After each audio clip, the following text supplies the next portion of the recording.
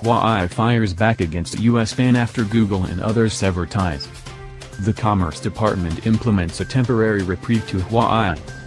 Huawei suffered a massive blow to its business over the weekend when Google suspended most of its partnerships with the Chinese smartphone maker for future products, an effort to comply with a U.S. government ruling meant to bend China to its will in an ongoing global trade war.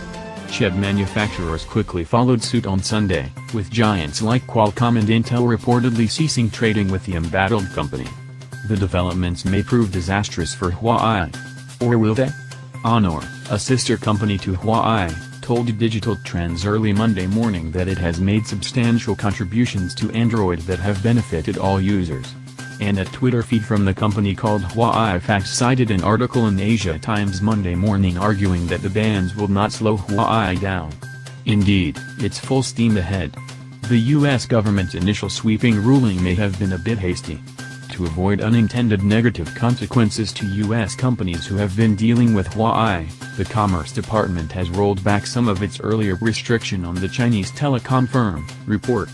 In revising its policy temporarily for 90 days, the U.S. government will allow Huawei to purchase American-made parts and components so that it can maintain existing networks and update existing smartphones.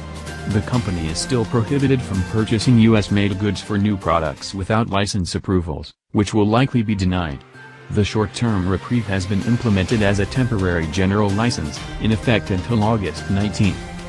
The United States Department of Commerce added Huawei to its entity list on May 15, prohibiting the company from acquiring parts and components from U.S. companies without the approval of the federal government, which filed criminal charges against the Chinese telecommunications giant in January. Officials told that the decision will make it difficult, if not impossible, for Huawei to sell some products due to its reliance on U.S. suppliers. Huawei immediately pushed back against the decision to add the company to the list, issuing a statement on Friday that it would do more harm than good. This decision is in no one's interest. It will do significant economic harm to the American companies with which Huawei does business, affect tens of thousands of American jobs, and disrupt the current collaboration and mutual trust that exist on the global supply chain.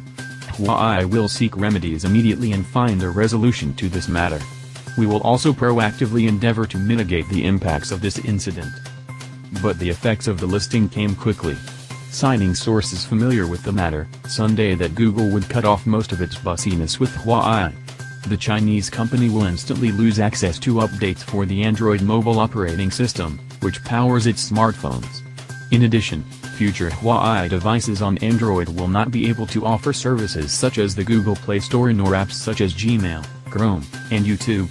For existing Huawei devices, access to the Google Play Store, Play Protect, and other such apps will not be revoked, as confirmed in a tweet from the official Android Twitter account. But it's rumored existing Huawei devices are now cut off from future Android updates, which might cause them to lose Play certification.